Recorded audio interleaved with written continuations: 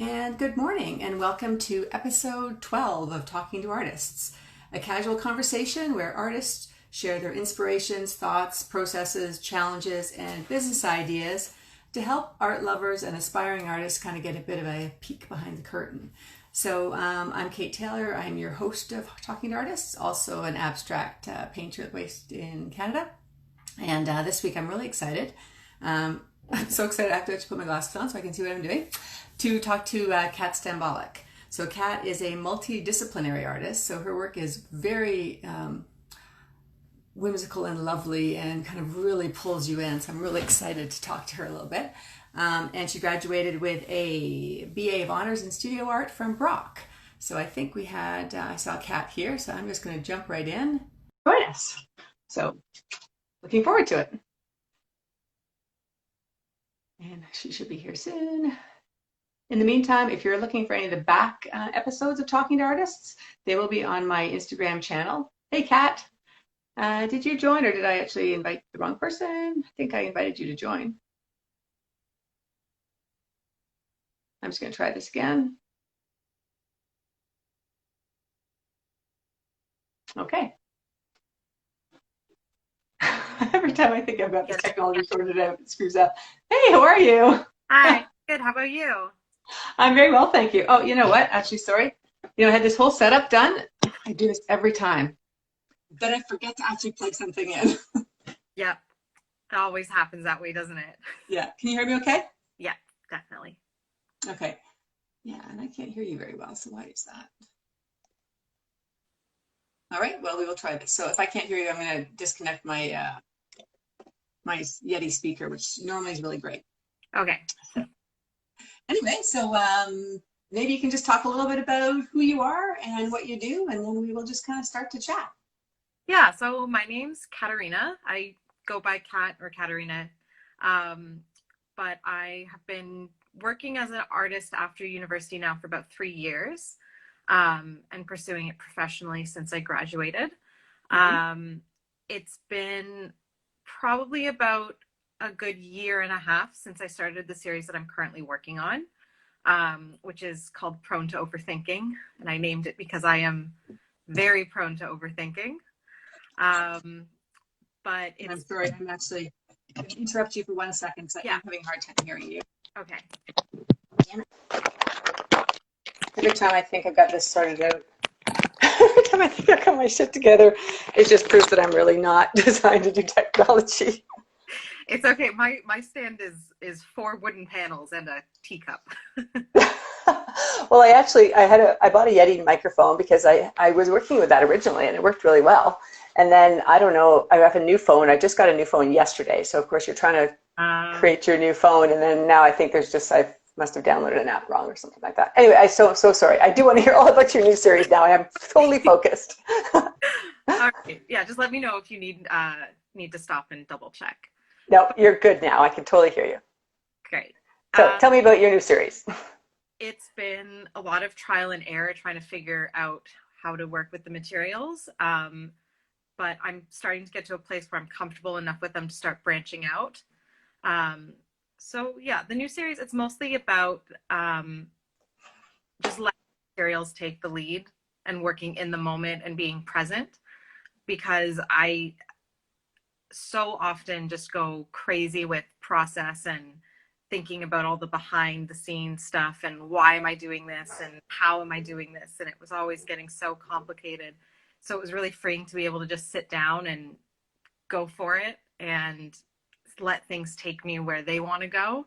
And now I'm kind of learning how to push them back. So there's a little bit more control that I'm taking back in the series, but it's still very much a discussion rather than a command. Well, but I think that's also where you get that really, the really great energy of your pieces too, though. I think that every piece of art could become formulaic if you're not careful. And I think that that's why it's important to kind of, say, do your thinking outside the studio. And then once you're in the studio, just let your intuition go and do what it's going to do within the structure of knowing that at the end of the day, it's not going to be a complete hot mess. Yeah. And have your fingers crossed. Yeah. Exactly. And there's always that, right? There's always pieces too. I find I had this vision in my head of what's going to be. And, go back at the end of the day and I'm just feeling so good. I go into the studio the next morning, I'm like, oh my God, I don't know what was happening there, but it's not a good thing. Yeah. It's interesting, especially with these materials, they continue to move around as they dry. So sometimes I'll leave something and I'll be really happy with it. And then I come back and it could be a completely different piece of work. It's recognizable. I think I first saw your pieces at the Riverdale ArtWalk Yeah. a few years ago, and they're just so intriguing. Like I find they really kind of draw you in because they're just so different. Can you maybe actually talk a little bit more about actually what it is and what your process is? And if you happen to be in your studio, it would be lovely to have a peek. Yes, I am in my studio. I will show you around in a minute. But so the material I use is it's a plastic called Duralar. So this is kind of an example piece, really thin. It's very similar to what people use for overhead projectors, but it won't yellow or degrade over time. So I use this as a base, and then I use alcohol-based inks over top of it. So similar to what's in a Sharpie or a Copic marker, just in small form. It's these guys. Oh, cool. And then I push them around with, I started out when I initially started with those little canisters for cleaning your keyboards, just the compressed air canisters. And that was... So you put the color on and then you'd use the canister to move the work around, the color around? Yeah, so it's very similar to like just blowing with a straw. Yeah. But since then I've been able to upgrade to a full air compressor situation. So I've got that. And once the color's on there, I can then heat it with a heat gun to create these sculpted forms. And does it work? Is it like, can you kind of control now what those sculpted forms are going to look like, or does it still take on a little bit of a life of its own? Sometimes. Yeah, definitely. I actually think that when I initially started sculpting them, I had almost more control because I was being so careful because I didn't know what was going to happen. And since I've gotten used to what the heat tool does and how it contracts the material, I've almost lost like the intricate forms of sculpting.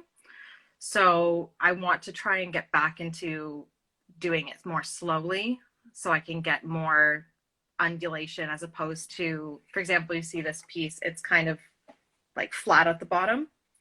Makes it really easy to mount. But I want to get back into this kind of thing where it's like, oh, beautiful. Yeah. Sculpted. And is it kind of a one-shot deal, like, or can you kind of gradually, can you sculpt it and let it cool, and then sculpt it and let it cool? I can kind of do that, but I have to be really careful because there's always a moment where you leave it in one place too long and then all of a sudden there's a big hole in it. It sounds a little bit like the process of doing resin, like you need to use a blowtorch, right? And so you kind of want, there's that fine line between doing what you need it to do and in resin getting rid of the bubbles and then potentially scorching it and you're kind of ruining the whole piece and you can't really go back and fix it at that point, right? Exactly. There's always like, there's a point where you can kind of fix it and then there's always that point where you jump right over the ledge and yeah. But with experience too, that point where you're kind of kissing the edge becomes further and further out, right? Like, because you start to get a better feel of the, you know, like the process and how the materials are going to behave and stuff like that. I'm sure that's the same with you as well. Definitely. It's been like, I'm really happy with where my ability is right now compared to where it was when I started out with the materials. But I definitely have a long way to go still until I know exactly what I'm doing. Well, and then my guess is you'll be bored with it and you'll be on to something else, right? Because that's kind of the way of the artist. Yeah. But yeah, I'll show you around the space. So let me... Yeah, that'd be great. So this is like my main work desk. It happens to be our old dining room table. Looks like a nice size. It's great. It also extends. It's got those like leaves in it. So this is kind of all my inks that I've got. A few pieces that I'm still kind of working on. Oh, they're beautiful. They're like little jewels. Yeah. I started calling them little gems after Jody started calling them that. So that worked out well. So yeah, I've got the air compressor, heat gun, which I kind of just nabbed from my dad's workshop. So And then, yeah, I tend to put whatever biggest piece that I'm kind of struggling with over my workspace just so I can keep looking at it and hopefully get new ideas for how to repair it or change it. So this is the main piece right now. I haven't decided what size panel I'm going to put it on. So I'm just kind of still figuring that one out. Mm-hmm. It's like Lisa and I were talking last week too about how much of being creative and being an artist is actually just thinking and looking and trying to figure out Yeah. your next steps. Yeah, it's trying to rush things. I always make horrible mistakes. And of course, with this material, there's no going back. So I definitely taking the step back and just letting it sit for as long as it needs to sit is something I'm trying to embrace.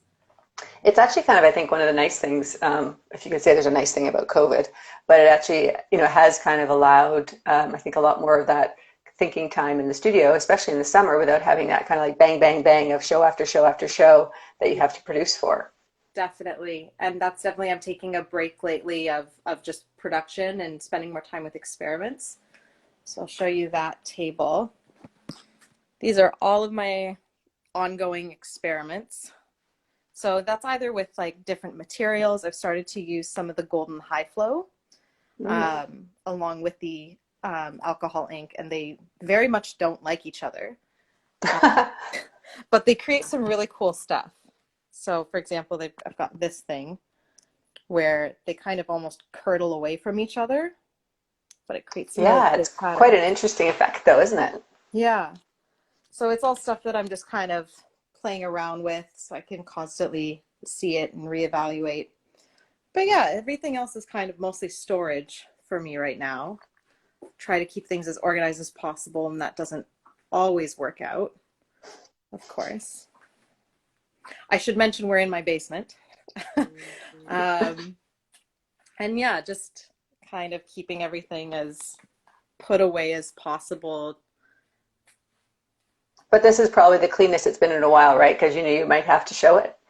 I cleaned like a fanatic this morning. I'm sorry to add that stress to you. Oh, no, you know what? It's something that I needed to do anyways. It's But kind of like having dinner parties in the olden days, right? It's just like, oh yeah, and I've got to clean all that stuff up, and I've got to repaint the baseboards, and somehow all that stuff gets done. exactly, yeah. So I think if you go to my story after this is wrapped, you'll see what it looked like on a usual work day. I've mastered the drop sheets for sure. Yes, yeah, me too. And Every so you mount your stuff after it's finished. You mount it on like panels, right? So that people can actually hang them on the wall as a panel, or are they hung Yes, I've as got. the pieces, So this is a mounted piece that I did actually last year. It was actually in the Riverdale ArtWalk last year. So right? it's still got its little ring from putting it on the grates last year. But yeah, Yeah. get mounted on there. I use like a very thin layer of art resin, um, just to kind of adhere them, so they can hang on the wall or like sit on a shelf. So there's a few different ways you can display them. Hmm. Excellent. And how much of your time do you think would be used kind of in the experimentation and kind of play? Recently, a lot. So I would say in the last month and a half since the Toronto Online Art Fair wrapped, I've only been doing experimentation. I've not been doing any finished pieces, just to kind of get back into the habit of playing and not having as much pressure to create finished, polished works. Hmm. So pretty much exclusively over the past month, that's what I've been doing. Probably about 3 hours a day, something like that, just trying to do little quick bursts in the studio off and on as much as I can. But pre the last month, most of it kind of fluctuates. Like I'm either in an experimentation mode or I'm in production mode. So I kind of Right. figure out where I want to go with the work and then I just go for it. Yeah, and I think it's interesting because I think you see that a lot with artists, especially if you're watching like their Instagram posts. There seems like you don't hear a lot from them, and all of a sudden it's like bang, bang, bang. Like things they're out there and they're sold. And I do the same thing. I work on a number of pieces at the same time, which means that there's a period of time when nothing is really finished, right? And all of a sudden they all get finished, and then hopefully, not Yeah. always, but all of a sudden they all get sold. Yeah. Fingers crossed. But yeah, Yeah, fingers crossed. so much easier to do them in batches. So like you get a Mhm. certain number ready and then you just pour that number and then just kind of rotate them all out. Yeah. And how do you find then selling online? Because obviously we're all in an age where we're kind of going online. I was in the Toronto Outdoor as well, and now kind of ArtWalk in the Square. Are you finding that the sales are working through that, or can people really experience your work digitally?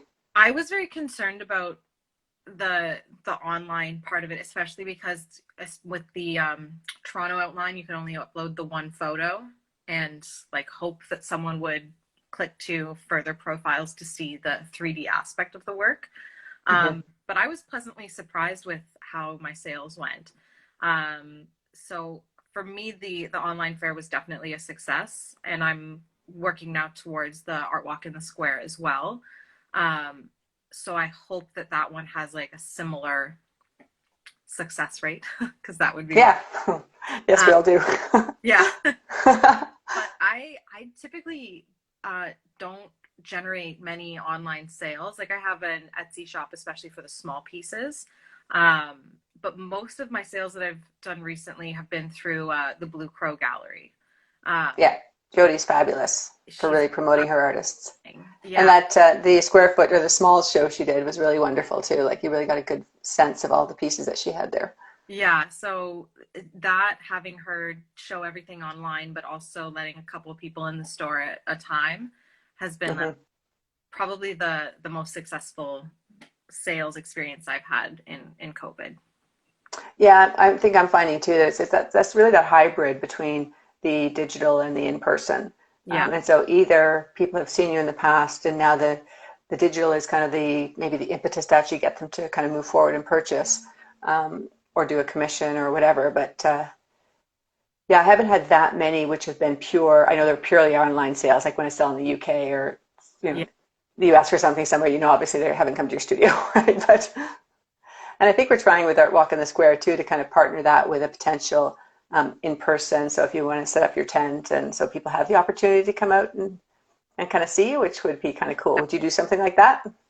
I think depending on how September happens with the reopening of schools and seeing what kind of case rates end up as, I think Yeah. that I would definitely look into. I know that the Trinity Bellwoods had a flea market this past weekend, and it seems like that went well, and people were being really good and respectful about space and distance. So I think that everyone's adjusting to the new, and seeing art in person is still so important. So it's something I would definitely be open to. Yeah. And I think also meeting the artist too, right? I think that's also part of it. When people are buying original art, they're buying a little bit of the artist too. So Yeah, it's definitely. nice to have that. So I wanted to talk about, because I thought it was really cool. I was watched your videos as you were working on the circadian rhythms, which now seems hard to actually mentally identify with since it was all about cold and isolation and dark, and it's so hot here. But how did that kind of come about? And that looked like that was a pretty huge, daunting project. It was circadian rhythms was a few years ago now. It was I kind of was in a habit of just applying to every single call for submissions I could. Um, and that, Good business tip. You should yes, always do that. a lot of work, but it was definitely very worth it.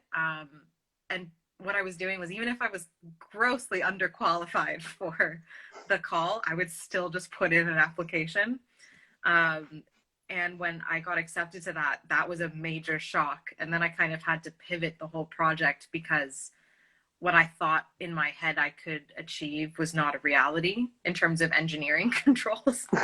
Uh, so luckily, Ontario Place, I have to say, if anyone has any interest of working with public installation work and trying it out, Ontario Place has been the most amazing corporation that I could even imagine working with. They're so great about being flexible with what you want to do, and giving you all the supports you need, doing site visits, the whole rest of it. So it And was, had you done installation work before, or was this a bit of were they kind of taking a flyer on you? they were taking a flyer. Excellent. Definitely. I love that too. Yeah. I think the prior to that, the most thing that I had done in terms of installation was I did like a show at my university art gallery with a close friend of mine. So we put on a show, and that was the closest I'd gotten to installing work. But this was completely a whole different ball of wax. It was figuring out electricity and permits, and there's so many moving parts that I hadn't even considered in it. But luckily, they were so helpful with getting me the information I needed and support I needed.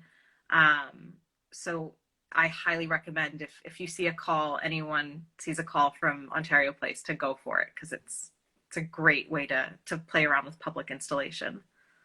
Well, and I think also it's also a tribute to you as well, where you kind of are going to go into something that's so unknown, and you're like, okay, so I'm going to have to learn about permits and electricity and collaboration and working outside and all that kind of stuff. And I think that's really, as artists, where we can kind of push ourselves and push our business of art, right, in terms of new opportunities without always waiting until you're totally ready to take that next step. Definitely. And I think, unfortunately, if you wait until you're ready, you've missed it. Yeah. Times I think with a lot of these calls for submission and different opportunities that pop up, if you don't just go for it, there's so many places that want you to have qualifications, and if you wait until you're trying to get those qualifications, they're so difficult to get if you don't just jump right off that cliff. And I think, don't you think it also just pushes your work in a different way, right? Like, you think about things differently, and you have to modify stuff that you, like you were saying, your plan wasn't going to really be viable. And so on the fly, you have to sort of think of something different, which often ends up being kind of even better than your original conception, right? Definitely. Yeah. It was a great experience. And then I was able to get the opportunity to do another installation this past winter with them. So that one I made these pieces, essentially. This is actually a little offcut from it. So you can see I've kind of cut the heck out of it. But this year I made a whole ceiling of these fire pieces. So it was the idea that hopefully you'd come in and get a sense of warmth and community in the cold winter.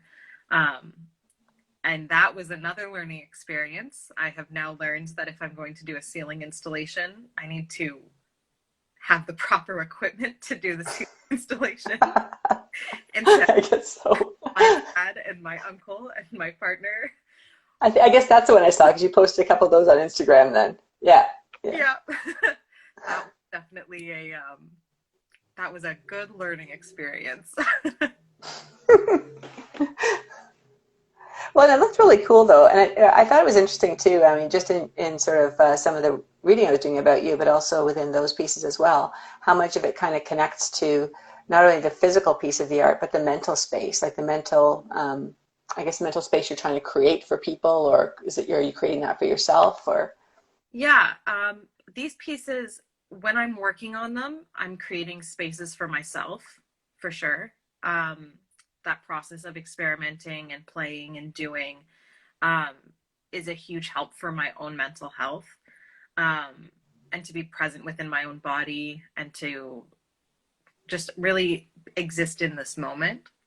But when they kind of get mounted and get shown, then they really become about giving other people a space and providing them with a moment of reflection and calm, because I think that pieces like this, especially because they can be seen from different perspectives. So if I hold it like this, you just kind of see it as it is. But when you move this way, it creates different patterns on the board. So depending on who you are, how tall you are, what your eyesight is like, what other experiences you bring to it, everyone is going to see those pieces differently. So once they leave my studio, I kind of think of them as other people's things and other people's experiences. So for you, it's kind of the enjoyment of, like, because I'm a bit like this too, it's the enjoyment of the process, and after they're finished, I don't have a problem selling them or giving them away or whatever, because to me it's like the real creative part was in the execution, the process, and the ideation of it. Yeah, it's my pleasure and my happiness comes from the doing, and then once they're done, I just want everyone else to have that same pleasure and joy. yeah, and then hopefully they kind of capture some of that as well. Yeah. And so, it's interesting too, because I think we've especially seen within this kind of current environment how much, mental health has become such an issue and a real challenge for people. And yet going to the arts and turning to the arts and doing something creative I think can really be beneficial for them, right? Yeah, definitely. It's interesting. My day job is at a Deserres, an art store. And it was interesting to see when things started shutting down, the first things that went were all the watercolor sets. And everyone was, we've got to get stuff so that we can do stuff during the shutdown. And Yeah. then we reopened, it was kind of the same attitude where everyone wanted to be able to do something with their hands and do something creative and have that outlet. Well, and maybe it's also an opportunity for people. Like, it's not like a lot of people are kind of encouraged to go into fine arts when you're a kid, right? Like, you're encouraged to go to something that's going to get you a job and get your mortgage and be able to actually survive in a city like Toronto, right? Yeah, But then when you're in a forced scenario of isolation, I wonder how many of those people, like, I always say people are all creative. They just haven't really had the confidence to tap into it. And maybe when you're isolated, you just have the time and the confidence to tap back into it. yeah, definitely.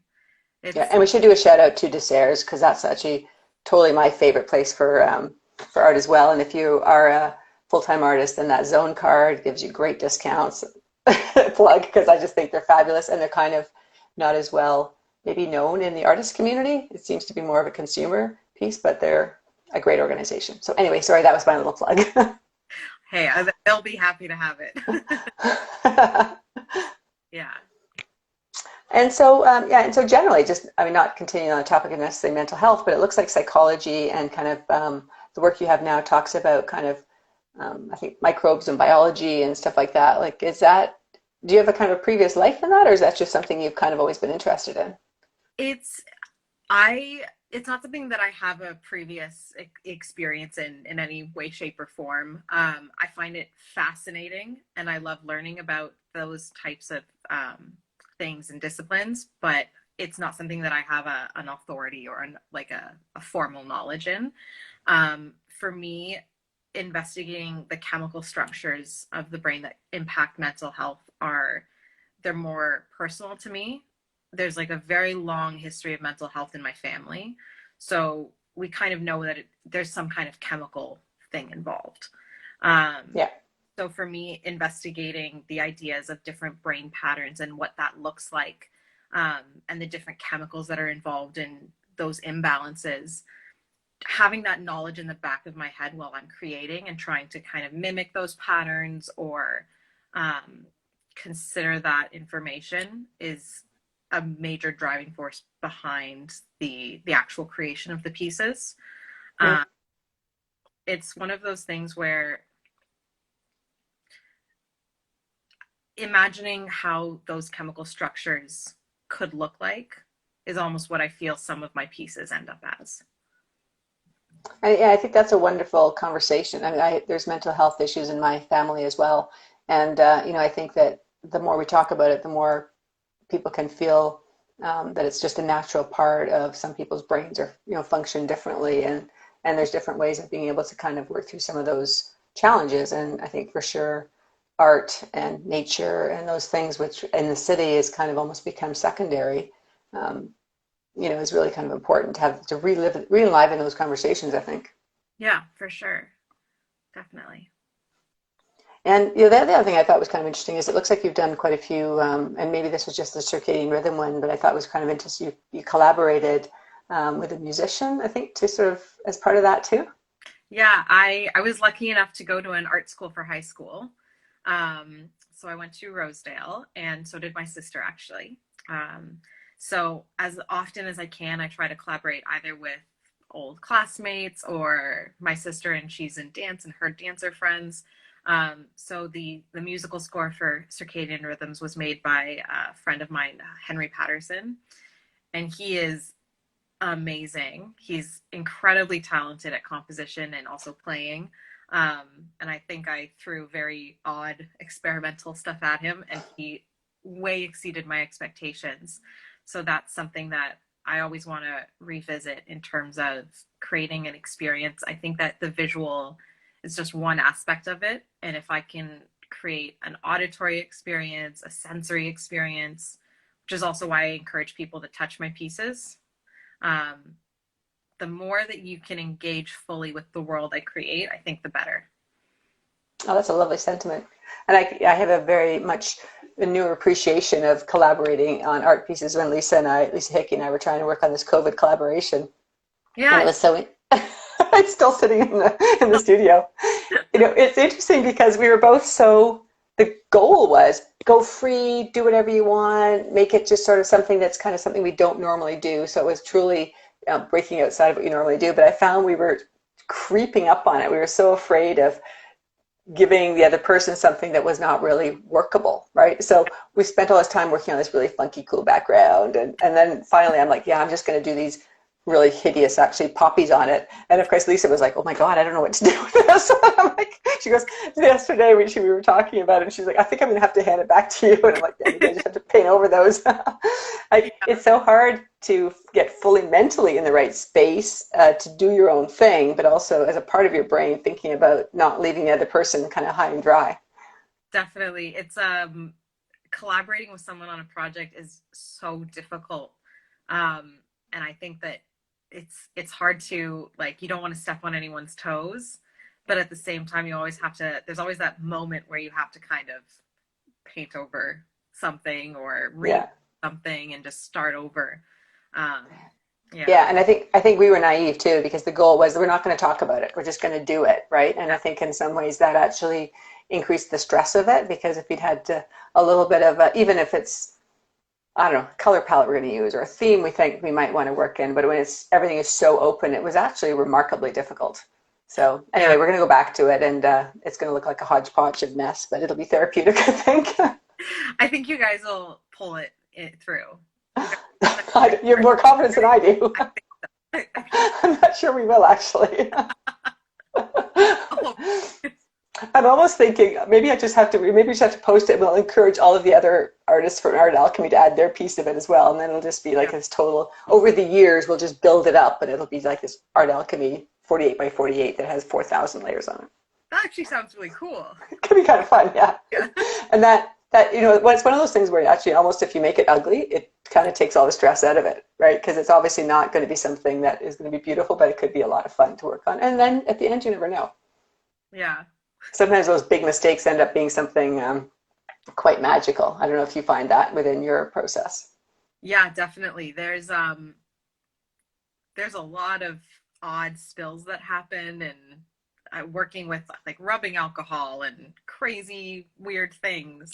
Half the time, if I knock over a bottle or something like that, it's a totally new piece. It has to be. Yeah. Or for example, with the recent Ontario Place show, a bunch of the pieces one day just all came down, and they were all kind of dangling from the ceiling, and that was a stressful phone conversation with them. But it also did kind of give me an idea. I was like, you know what? In the future, I've got to look at a project where people can actually walk through these things. So they're also hanging from the ceiling. And so letting those mistakes and those very stressful moments kind of inspire and inform future projects, I think for me is really important. Mm-hmm. It sounds like, if you go to see any of the Chihuly exhibits, and they always have that area, that hallway you walk through, and all this stuff's on the glass ceiling, and you can kind of see the glass through it, right? And you kind of feel like you're really surrounded by his work.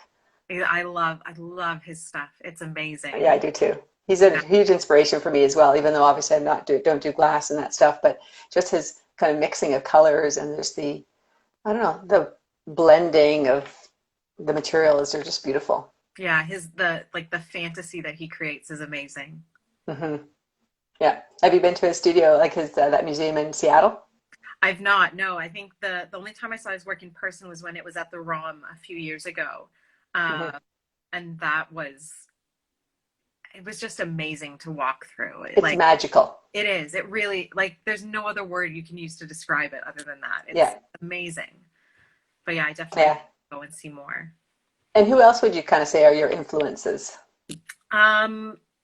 Probably right now, most of my like concrete art references, I would say, and inspirations would have to be Emily Carrière. She works in the city, and her of that interference material and the layering as well as the watercolor aspect, just that mixture of materials she's landed on.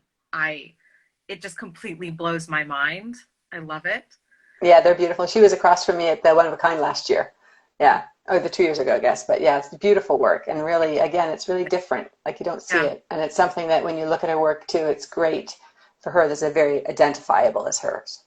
definitely. So yeah, she's like a major inspiration, and I love looking at her work. Um, so there's Emily. There's also in the city, Brienne. She does a lot of Brienne Burnell, I believe. Yeah, that's her last name. She does a lot of collage-based work, but it's not figurative. It's all abstract. And her use of color and texture is something that blows my mind. And that kind of use of texture, I think I really want to explore in my own work. If there's a way, everything I use is smooth and like glossy. And if there's a way I can start looking at matte and like rough textures, that's something I want to explore as well. Oh, that'd be fun. Yeah. I think Emily just joined us. Hi, Emily. You have to join me on Talking to Artists one week. Yeah. So yeah, I think those are some very concrete people that I look to, especially in the city. But a lot of my inspiration for this particular series actually comes from pastry chefs. I love watching food television. I am completely obsessed, along with the rest. Food porn. And there's things that pastry chefs can do with sugar and chocolate that it's amazing. And it's definitely like the main reason why I started using these sculpted forms was because I saw a pastry chef pour chocolate onto a sheet of acetate, and then they just kind of formed it, let it dry, and it became this amazing sculpture. Wow, that's fabulous. It's amazing. So definitely two of my other main inspirations for just technical ideas are Yeah, I just want to tell you a funny story about pastry chefs. I did this show in San Diego, and they had this, just to kind of activate the space and get people interested and stuff. They partnered with pastry chefs, so the pastry chefs were able to choose any of the pieces of art, and so two of them actually chose my work as an inspiration, and they created this cake based on my art. Oh, that's so cool. And then they brought them at the show. They showed the actual final creation with the art, and then of course they had samples, which were really super tasty. But quite phenomenal, some of the stuff that they can produce. It was really a neat experience. It's so weird to think, because all the stuff that we work with largely is highly toxic. And then to see what you can create with things that you can eat and enjoy, it's like it's a whole other world, but they're so tightly related. Mm-hmm. So definitely just scrolling through Instagram and looking at high-level pastry sculpture is... It's pretty amazing. Yeah. It'd be actually fun. I'd love to do that with, we actually were looking at potentially doing that with ArtWalk Square one of the years, which we'll have to wait until we can do things in real life. But to partner with, pastry chefs at George Brown or something like that with artists, I think is just such a really interesting challenge for both. And again, another really interesting collaboration where you can truly, I think, collaborate without any stepping on toes, because everyone has their own individual kind of areas of expertise. Yeah, and they've got their thing that they know, and you've got your thing that you know, and it's not necessarily competing in the same world. Yeah. So what's up next for Kat Stambolic? Next is mostly I'm just working towards the art walk in the square. But my main things that I want to pursue more is more public installation. So I'll be applying to the Design Toronto Festival. They've got a lot of calls coming up for especially window displays. So I think I'm going to try and get work into spaces where people can physically walk into them. So instead of just having them static and standing on a wall or a shelf, you can physically be in with the work. So that's definitely where I want to end up long term, just doing public installation based work as much as possible. So that's where I'm driving towards, hopefully. That sounds really fun. And how do you, this is maybe this is a crass question, so you don't have to answer if you don't want to. No, go for it. But how do you make money doing that, like in terms of being able to fund projects like that? Because it might be quite expensive to create those huge ceiling panels and... Yeah, so it kind of fluctuates and depends. So you have to, in my opinion, choose your battles wisely. There are some calls for submissions that I have then been accepted to, and when we start talking about the finances, I have to respectfully bow out, because some of the funding is in a form of an honorarium, and sometimes that honorarium will cover your costs and allow you to pay yourself a little bit, and more often than not, it does not. So for me, being in my kind of emerging artist stage of my career, sometimes it's worth it to take the honorarium that's very small and get the good exposure. But more often than not, it's not worth it.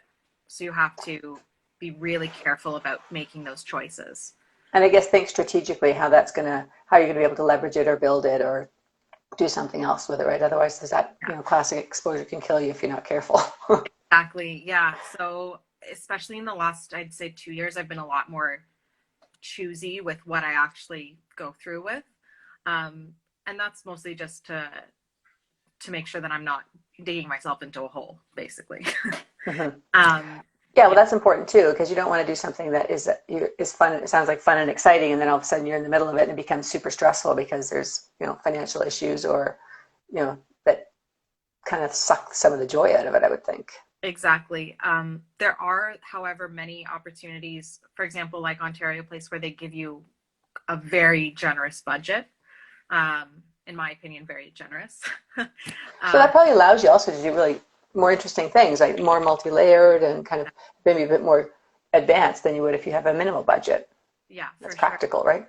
I think that the main thing I've learned from budgeting and submitting like price requests and stuff like that to different places is always to include like a 10% contingency fee, which I basically take all my materials costs and all my installation costs, and I find out what 10% of that is, and I just add it into the budget so that if anything goes wrong, if I need more of a product, more of a different product, I've still got kind of a cushion to fall back on. That's really smart, because the chances are probably pretty high you use that contingency fee almost every time, right? All the time. Yeah. Yeah. That was my dad's idea one year, and ever since I put it in once, I've always put it back in. Oh, that's clever. Yeah. Oh, that's wonderful.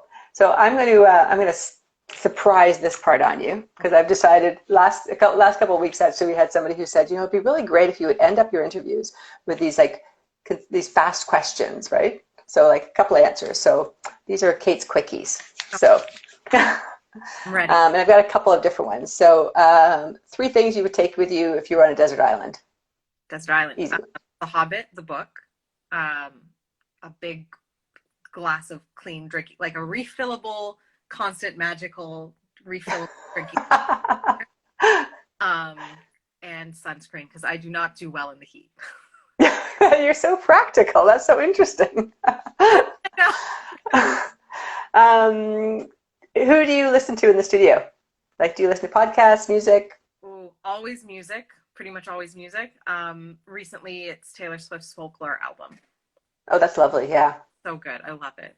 Very inspirational. Yeah. And you're lucky too, because you listen in your own studio. So with mine, I have to always be careful because I have a very weird and crazy eclectic studio mix. So not everybody wants to kind of have that same level of flexibility. Yeah. Where would you travel if you could travel anywhere? Where would you travel for your art inspiration? Paris. Oh, yeah. I went to Paris once and I fell in love, and all I want to do now is go back. Yeah, I don't blame you. That sounds wonderful.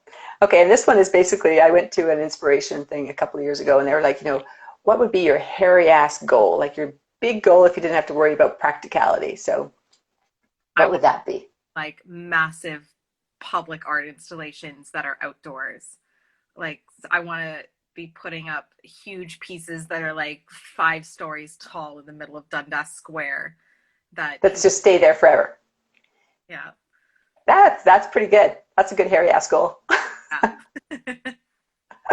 Okay, well, this has really been lovely. I've really enjoyed getting to know you a little bit better and understanding your work a bit. And I look forward to checking it out on ArtWalk Square. I guess you'll have some new pieces up there. Yeah, definitely. And have a great week. This. Hmm? Thank you so much. I really enjoyed this. Yeah, it was good. So I'll post this on Instagram and I'll actually post it on Facebook so you can share it as well. But I've really enjoyed it and thank you so much and have a fabulous creative week. You as well. Okay, thank you. Thanks. Bye. Bye. Well, that was great. So thank you everybody for joining us for Talking to Artists. Next week coming up, we have Corinne Kokolakis, and she is a bit more of a realism painter, so very different from what we talked about with Kat, which will be really fun. My past episodes will be on Facebook, and they're also on Instagram on my IGTV, and I am kind of working on trying to get them on YouTube, but once that happens, I will let you know. Other than that, have a fabulous creative week. Thank you so much for joining me, and we will see you next week at 11. Thanks. Bye-bye.